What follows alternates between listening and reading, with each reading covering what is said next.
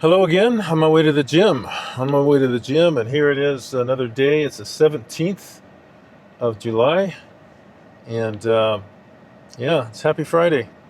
So I just wanted to go over a couple of things today. What I want to talk about today is one of the biggest things people do to making mistakes. One of the biggest mistakes people make on this carnivore diet is expecting every improvement to show up on the scale.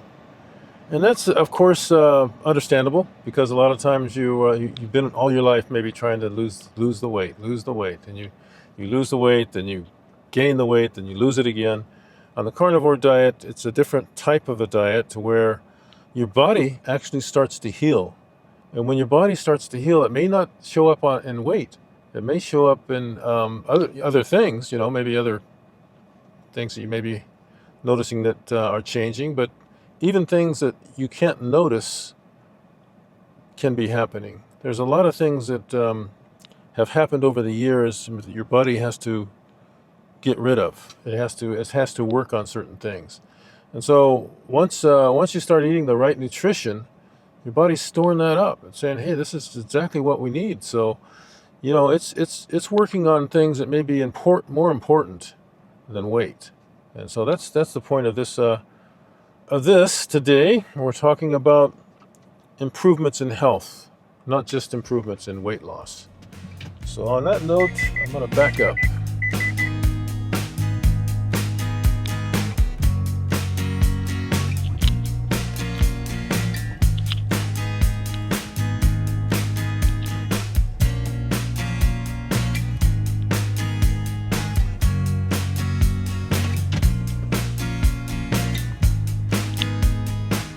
Okay. Just going to pause a little bit here. I get on the road. I don't want to. Got to pay attention to things. People walking, kids on their electric bikes. This day and age, it's one thing you didn't see when I was growing up. People were riding their homemade skateboards. When I was growing up, you didn't see these fancy electric bikes. Kids are riding around, and you get a lot of those here in Temecula. And they've been riding on sidewalks and different things. So just got to be more careful when you're on the road. There's a lot of accidents happen due to those kind of things. Kids riding around, they may not pay attention to what's going on around them. But that happens. I mean, when I was a kid, it was usually riding your bicycle down a steep hill and losing control and crashing it. Those kind of things. What I was dealing with as a kid. It's different today. But anyway, back to where I was talking about the carnivore way of eating. I wanted to say, when you begin eating a proper human diet, which I call it, your body doesn't necessarily focus on losing weight. It focuses on other things, and that's what I wanted to stress today. Because it's one thing to be trying to lose weight, and you're going in there on the bathroom scale, and you're always weighing yourself, or there's no difference at all. It could be even that you're gaining a couple of pounds, and that does happen. I mean, it still happens with me. You fluctuate sometimes 1 or 2 pounds, maybe even more at times. So the scale isn't everything. It'll eventually show up on the scale, but the body does what it needs to do first. And like I mentioned, a lot of that is just improving on different things. It's healing. It's basically healing, because you're no longer eating foods that causes inflammation. So your body's realizing that it has this nutritious food that it can work on.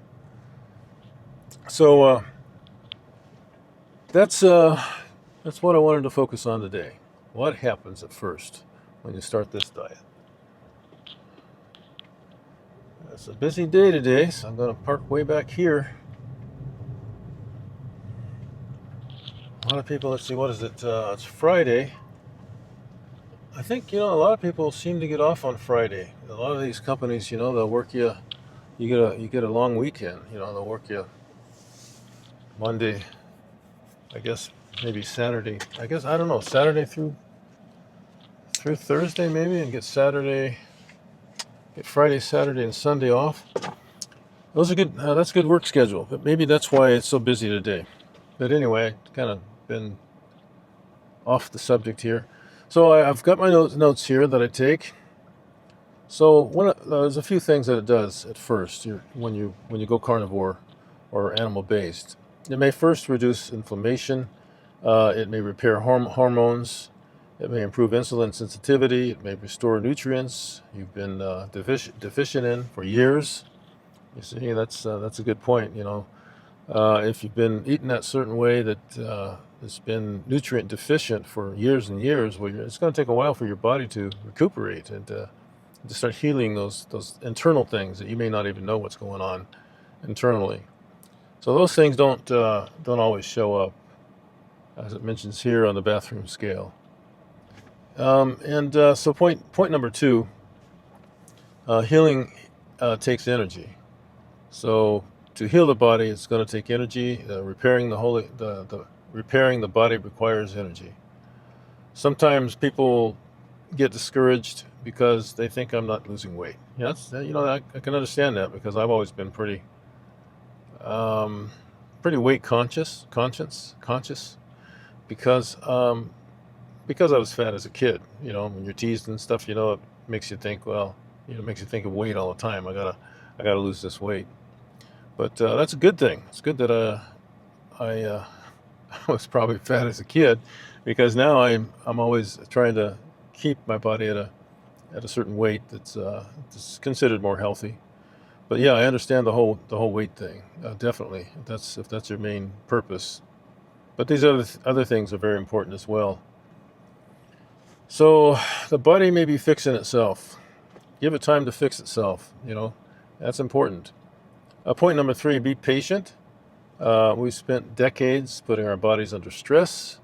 When we're young, we really don't care too much about it. We just do whatever our friends do, and we don't know what we're doing. We don't know that we're in the long term, it's not going to work out for us. And so if you're young and you find these things out, that's even better. But if you're older, you really start to feel the things start to happen.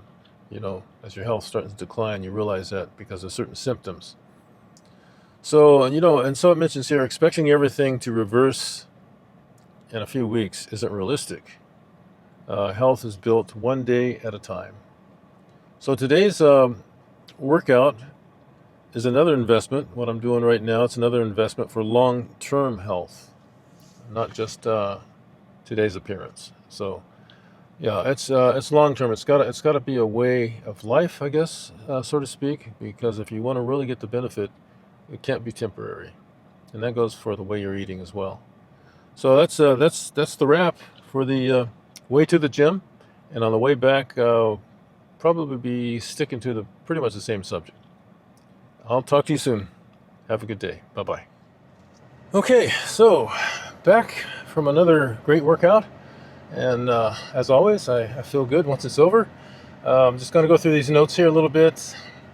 Every workout reminds me that progress isn't always visible. Point number 1, strength comes before appearance. You get strong, then maybe you start noticing little things. Maybe you're gaining some muscle, but that's not noticeable right away. So there's where the patience comes in.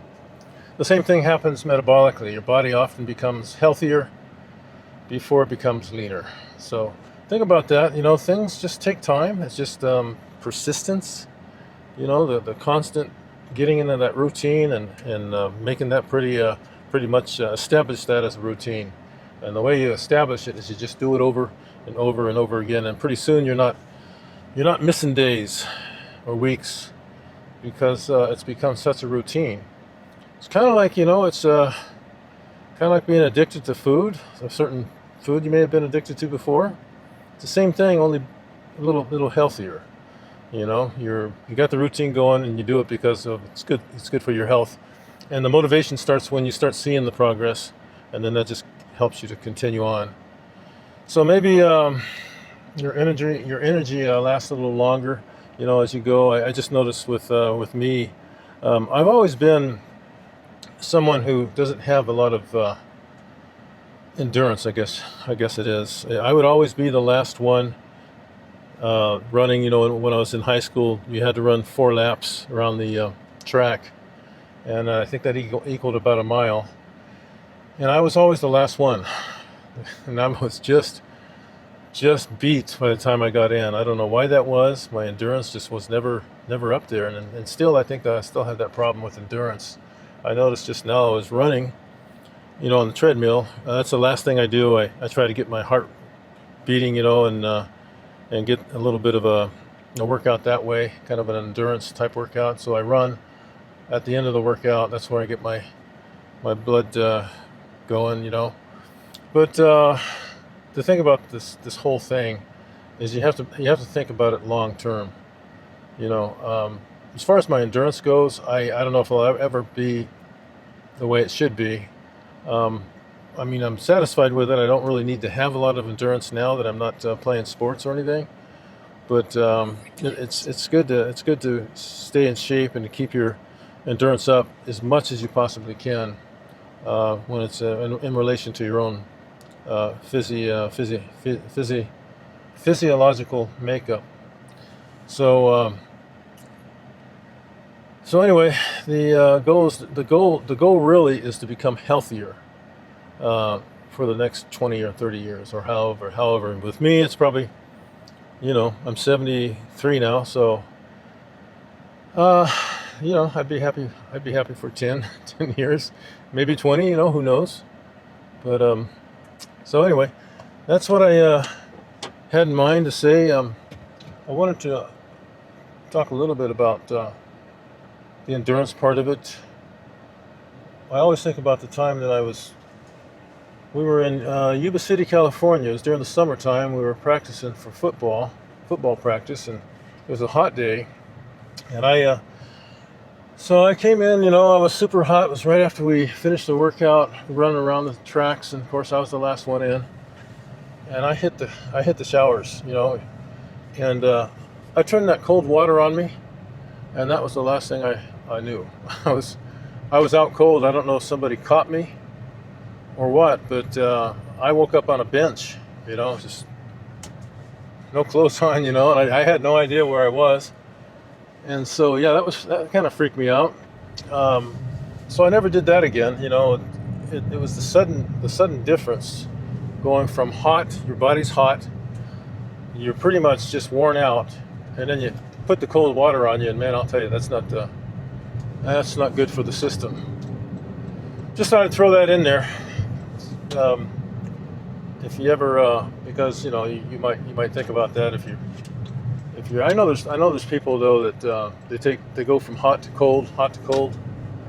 I still don't do that because of my history. I'm afraid I'm going to pass out.